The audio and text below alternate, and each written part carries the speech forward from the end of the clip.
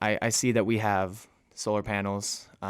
We used to have a nice green lawn out here. What are some of the steps that we've taken to kind of conserve and preserve kind of the natural state and not be too involved in electricity and lawn care and water use?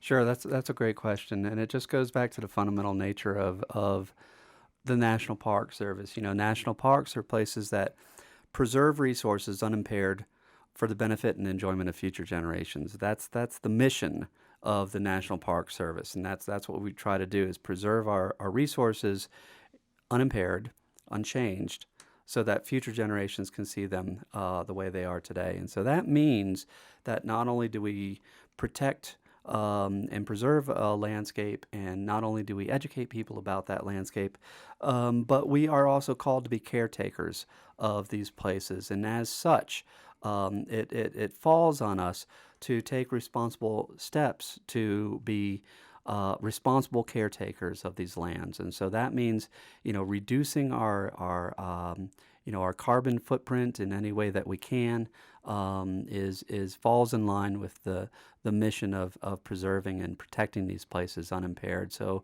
national parks across the board, Craters of the Moon included, are taking steps that they can, to introduce vehicles that are hybrids that run on gas and electricity. So we're seeing more and more hybrid vehicles in our fleet of vehicles in the National Park Service. A lot of national parks have active recycling programs.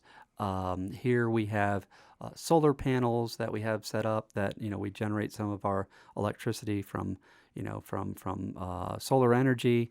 And so more and more we're going to see this sort of thing in national parks. It's already been happening quietly for the last couple of decades in national parks, and if anything, we're really becoming leaders in public land stewardship. And so that means responsible action when it comes to energy use.